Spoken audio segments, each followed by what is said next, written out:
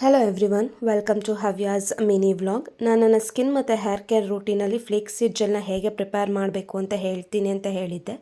ಫ್ಲೇಕ್ಸೀಡ್ ಜೆಲ್ನ prepare ಮಾಡಲಿಕ್ಕೆ ನಾನಿಲ್ಲಿ ಮುಕ್ಕಾಲು ಗ್ಲಾಸ್ನಷ್ಟು ನೀರನ್ನ ತೊಗೊತಿದ್ದೀನಿ. ನಿಮಗೆ ಜೆಲ್ ಜಾಸ್ತಿ ಬೇಕು ಅನ್ನೋದಾದರೆ ನೀವಿಲ್ಲಿ ವಾಟರ್ ಕ್ವಾಂಟಿಟಿನ ಇನ್ಕ್ರೀಸ್ ಮಾಡ್ಕೋಬೋದು. ಮುಕ್ಕಾಲು ಗ್ಲಾಸ್ ನೀರಿಗೆ ನಾನಿಲ್ಲಿ 3 ಟೇಬಲ್ ಸ್ಪೂನಷ್ಟು ಫ್ಲೇಕ್ಸೀಡ್ಸ್ ಅಥವಾ ಅಗಸೆ ಬೀಜನ ಆ್ಯಡ್ ಮಾಡ್ತಿದ್ದೀನಿ.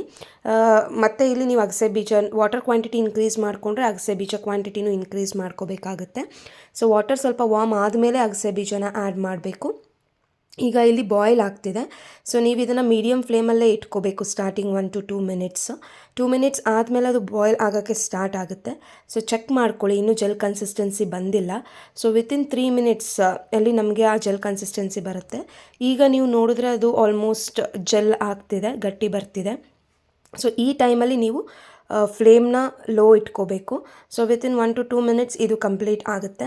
ಸೊ ಈಗ ನೀವು ನೋಡ್ತಿದ್ರೆ ಆಲ್ಮೋಸ್ಟ್ ಅದು ತಿಕ್ ಆಗ್ತಿದೆ. ಸೊ ಈ ಟೈಮಲ್ಲಿ ನೀವು ಫ್ಲೇಮ್ನ ಆಫ್ ಮಾಡ್ಕೊಬೇಕು. ಇದನ್ನು ಒಂದು 10 ನಿಮಿಷ ಕೂಲ್ ಆಗೋಕ್ಕೆ ಬಿಡಿ. ಇದು ಕಂಪ್ಲೀಟಾಗಿ ಕೂಲ್ ಆದಮೇಲೆ ಒಂದು ಮಸ್ಲಿನ್ ಕ್ಲಾತ್ ತೊಗೊಂಡು ನೀವು ಇದನ್ನು ಸೋಲ್ಸ್ಕೋಬೇಕು. That's it for the mini vlog.